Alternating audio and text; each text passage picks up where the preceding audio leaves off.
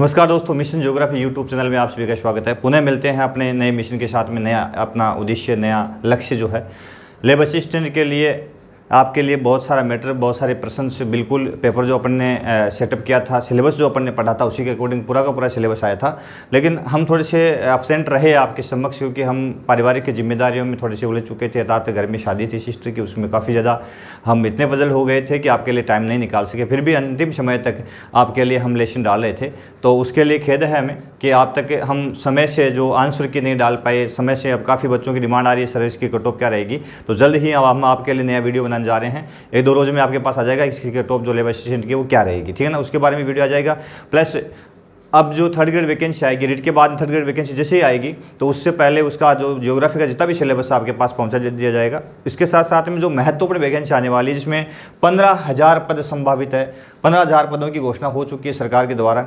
और RSMB SSB जो है अपना राजस्थान अधीनस्थ एवं मंत्रालय चयन सेवा बोर्ड जो है अपना जयपुर राजस्थान सरकार जो है ये वैकेंसी निकालने वाली है। किसकी? LDC की वैकेंसी आने वाली है। लिपिक ग्रेड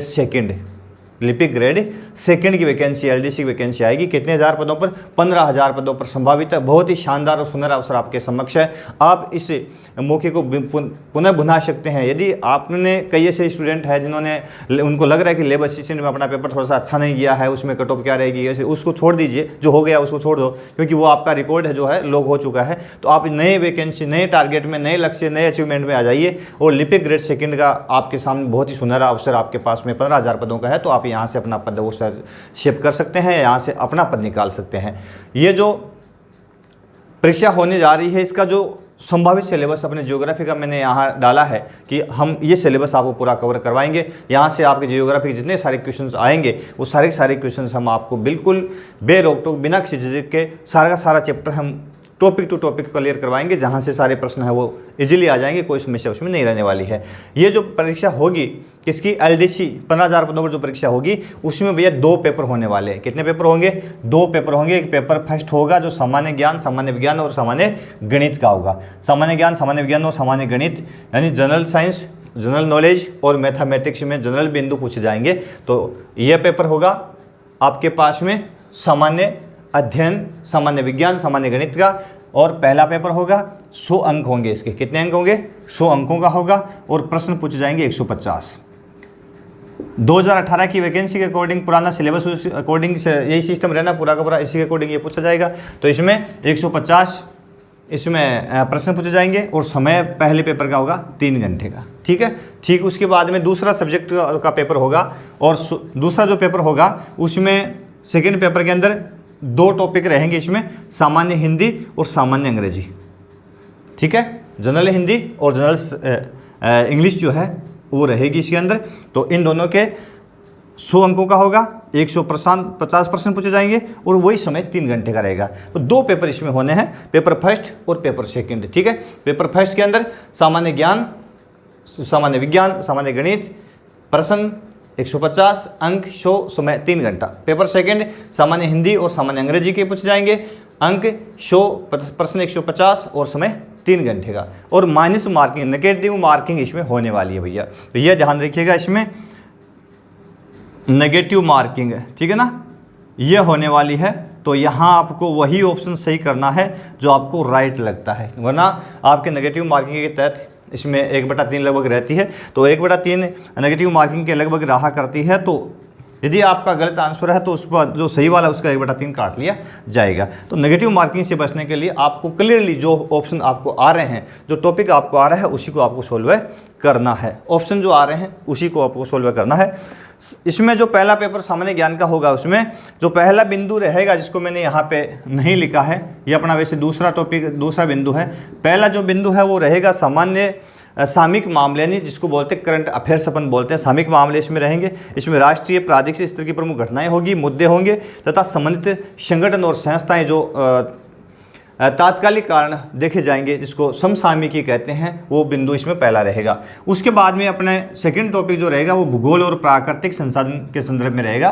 भूगोल और प्राकृतिक संदर्भ जो है इसके सिलेबस में, पाठ्यक्रम जो फर्स्ट पेपर है इसका उसके अंदर ये है, क्योंकि सेकंड पेपर तो सामान्यतः है, आपको बता दिया मैंने कि सामान्य हिंदी और सामान्य अंग्रेजी का रहेगा सिर्फ, तो लैंग्वेज का रहेगा। तो यहाँ तो अपन जीके के अंदर जाएंगे नहीं, पहले पेपर जीके का होगा तो यहाँ अपने को जीके के अंदर सबमिट होना है। तो यहाँ जो दूसरा टॉपिक रहेगा अपना कौन सा रहेगा, भूगोल और प्राकृतिक संसाधन से संदर्भ में रहेगा। इसमें कौन कौन से बिंदु पूछे जाएंगे, तो भारत की पारिस्थितिकी एवं वन्य प्राणी, भारत की इकोलॉजिकल जो सिस्टम है भारत का, उसके बारे में, इकोलॉजिकल बैलेंस जो है भारत का, पारिस्थितिक तंत्र जो है उसके बारे में पूछा जाएगा। और वन्य प्राणियों के बारे में पूछा जाएगा, वन्य जीव कहाँ कहाँ है, कौन कौन से वन्य सेंचुरीज बनाए गए हैं, संरक्षण के लिए क्या परियोजना कर रखी है, सरकार ने कब कब नियम बनाए हैं, क्या नियम है इनके लिए, बाघ संरक्षण कब शुरू किया गया था। तो विभिन्न प्रकार के जो भी बिंदु इसमें आएंगे वो इसमें पहले टॉपिक में अपन क्लियर करेंगे। ठीक है, दूसरा बिंदु रहेगा राजस्थान का संदर्भ आ गया। अब राजस्थान के संदर्भ में राजस्थान की भौतिक दशाएं,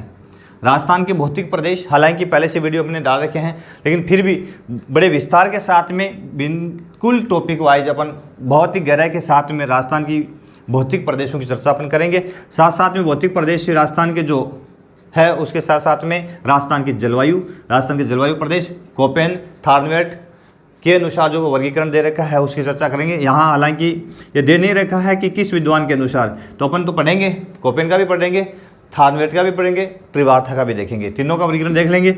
उसके बाद में राजस्थान में पाई जाने वाली प्रमुख वनस्पतियाँ कौन कौन सी है।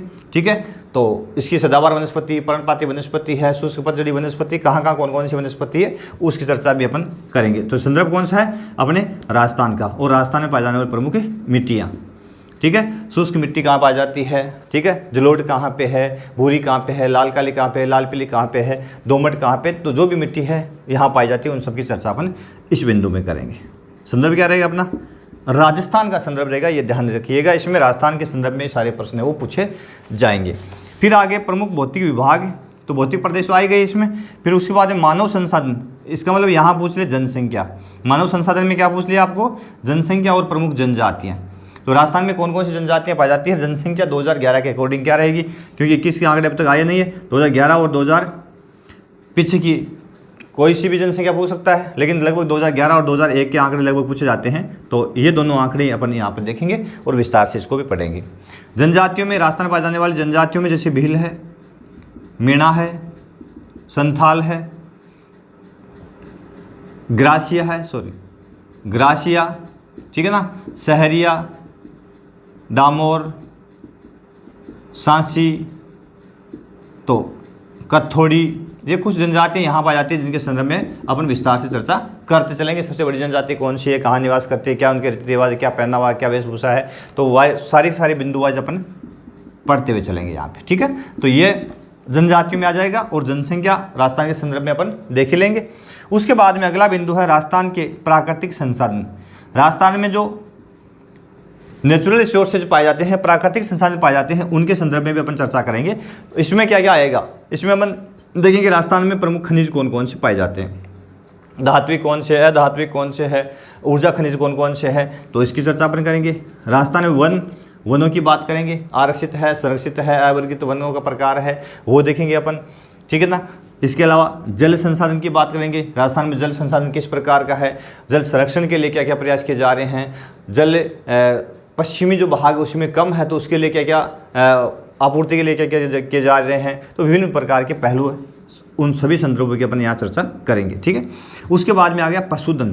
तो राजस्थान में प्रमुख पशुधन कितना है, कौन कौन से पशु यहाँ पाले जाते हैं, पालतू पशु कौन से, दुधारू पशु कौन से हैं, उनकी चर्चा भी अपन पशुधन में करेंगे। ठीक है ना, तो ये राजस्थान के संदर्भ में आ गया अपना खनिज, वन, जल और पशु संसाधन, इन सब के संदर्भ में अपन चर्चा करने जाएंगे। अगला बिंदु है वन्य प्राणी एवं संरक्षण।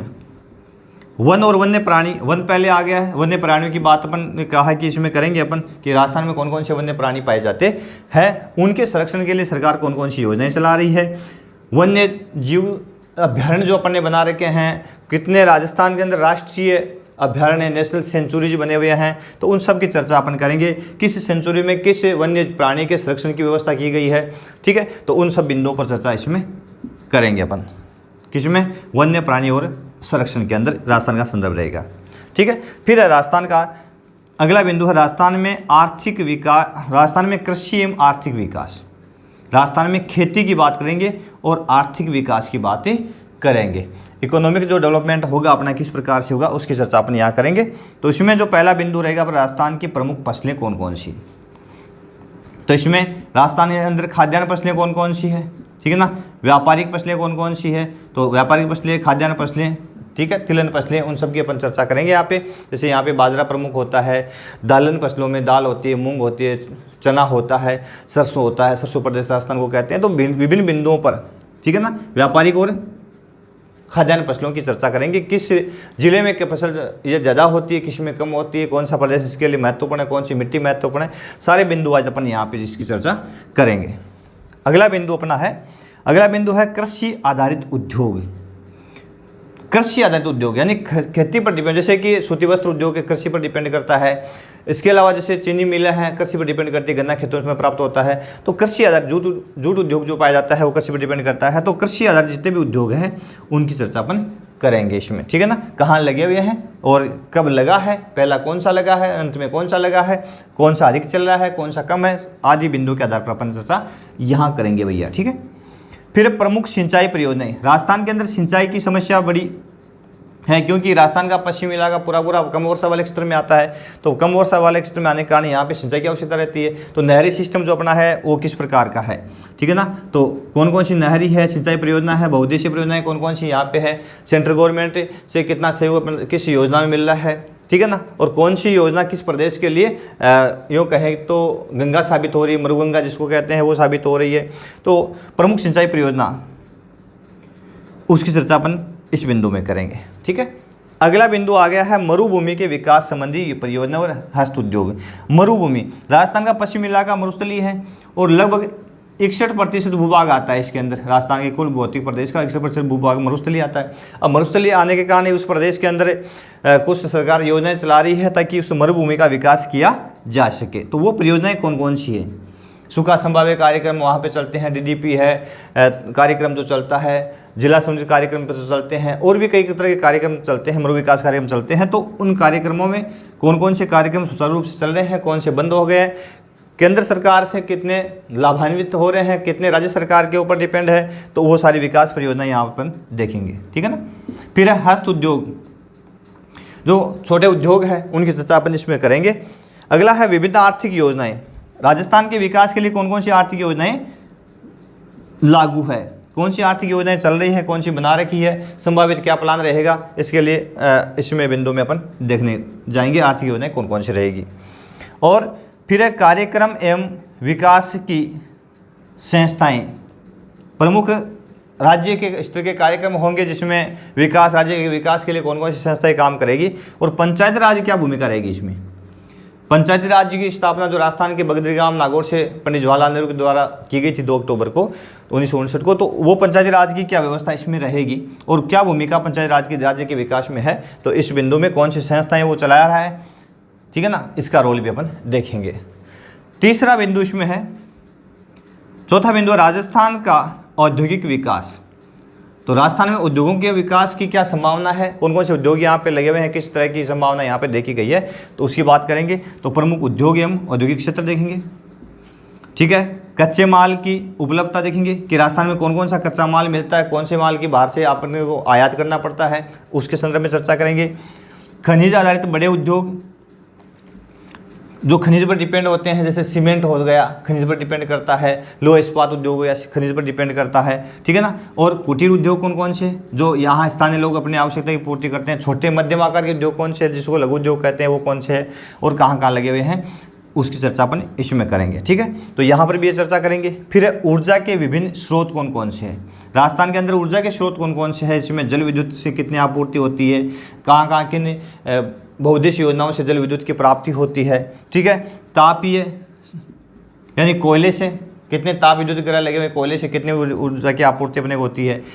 अणुशक्ति यूरेनियम, थोरियम, बेरिलियम, जिरकन जो है उनसे अपने को कितनी ऊर्जा की आपूर्ति होती है। पवन ऊर्जा की कितनी आपूर्ति हो रही है, कितनी संभावना है आने वाले समय में। सौर ऊर्जा की कितनी संभावना राजस्थान के अंदर है और कितनी आपूर्ति पर कर रहे हैं, राज्य सरकार इसमें क्या कर रही है। इस प्रकार से राजस्थान के संदर्भ में ये सारे के सारे बिंदु अपन देखेंगे। राजस्थान भौतिक विभाग देखेंगे, राजस्थान में कृषि और आर्थिक विकास देखेंगे और राजस्थान के अंदर औद्योगिक विकास की चर्चा अपन करेंगे। तो ये अपना टॉपिक जो ज्योग्राफी का भूगोल का टॉपिक रहेगा, पूरे के पूरे सिलेबस की बिंदु वाइज अपन आपको तैयारी करवाएंगे। बिल्कुल तैयार हो जाइए अपने हथियार लेकर के, वही है हथियार, आपके पास में नोटबुक होगी, आपके पास में पेन होगा, आपके बुक्स होगी और आपका स्टैंडिंग कक्ष होगा जहाँ आप बैठ करके तैयारी करोगे। तो उसके लिए आप तैयार होकर के अपने इस चैप्टर को तैयार करने के लिए अगर आपका जो लक्ष्य जो एम होगा वो हो जाएगा एलडीसी बनना आपको। यदि जो पद मिल जाए, जिस समय मिल जाए, उसकी बड़ी महत्ता होती है। तो आप इससे आहत न होए। पिछला पेपर आपका कैसा रहा, किस प्रकार रहा, उससे आहत होने की आवश्यकता नहीं है।